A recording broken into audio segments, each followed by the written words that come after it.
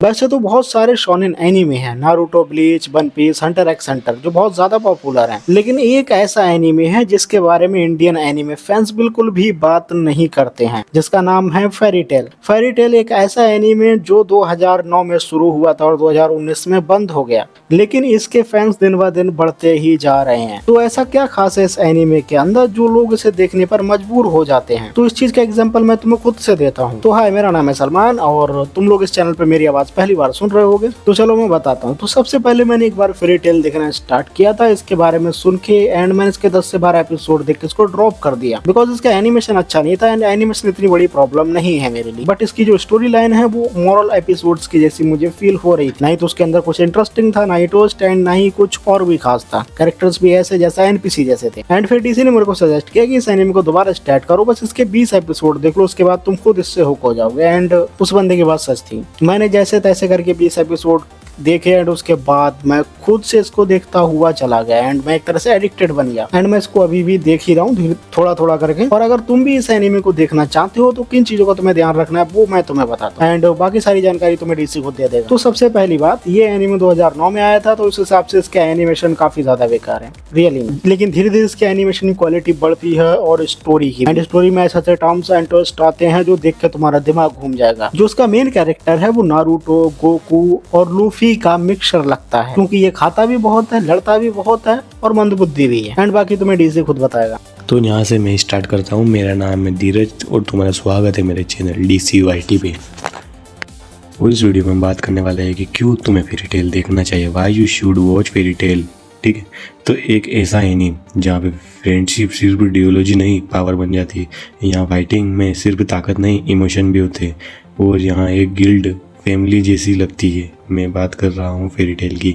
ये एनिमे का नाम भी है और जो हमारा मेन कैरेक्टर है उसके गिल्ड का नाम भी यही है। ठीक है, अगर तुमने अभी भी फेरी टेल नहीं देखी है तो आज मैं बताऊंगा कि ये एनिमे इतनी स्पेशल क्यों है और क्यों लाखों लोग इसे आज भी प्यार करते हैं। फेरी टेल एक्चुअली है क्या? फेरी टेल एक मैजिक वर्ल्ड पर बेस एनिमे है। इस दुनिया में अलग अलग गिल्ड्स होते हैं जहाँ विजर्ड्स रहते हैं। ठीक है, वो मॉन्स्टर से लड़ते हैं और पैसे कमाते हैं। लेकिन फेरी टेल गिल्ड बाकी गिल्ड जैसा नहीं है। यहाँ मेंबरशिप टीममेट नहीं है बल्कि फैमिली मेंबर है।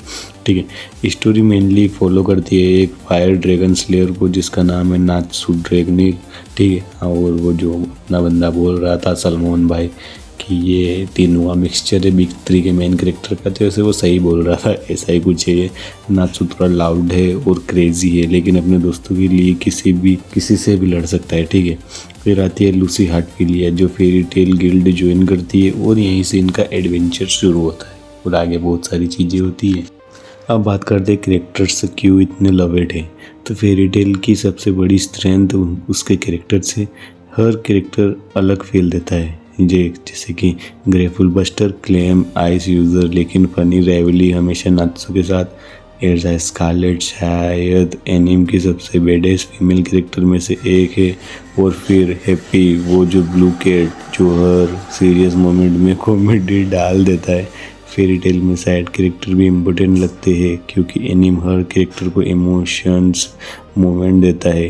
ठीक है, धीरे धीरे ऑडियंस को ऐसा लगने लगता है कि वो खुद इस गिल्ड का हिस्सा है।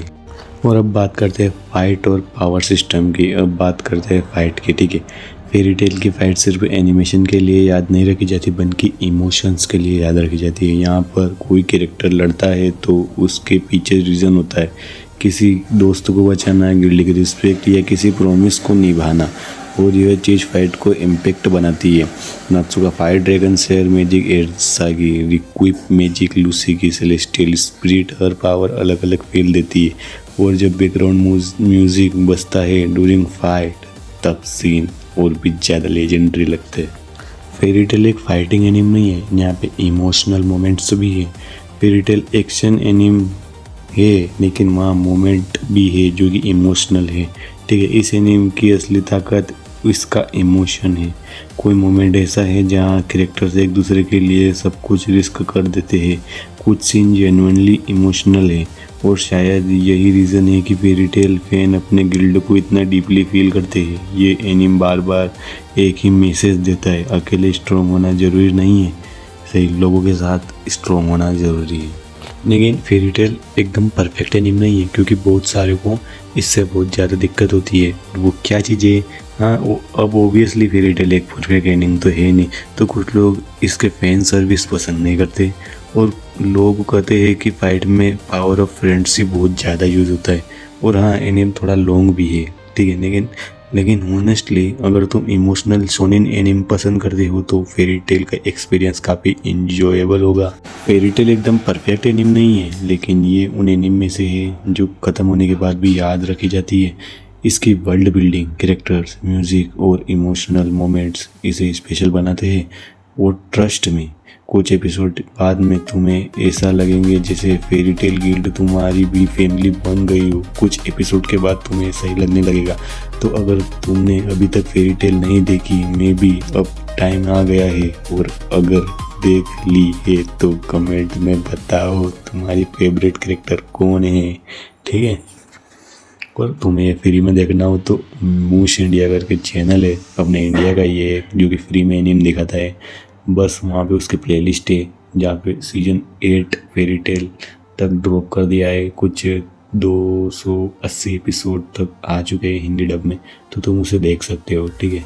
और उम्मीद है कि तुम्हें वीडियो पसंद आई होगी और तुम्हारे लिए थोड़ी अच्छी भी रही होगी, जिससे तुम्हें मन हो कि तुम फेरी टेल देखो।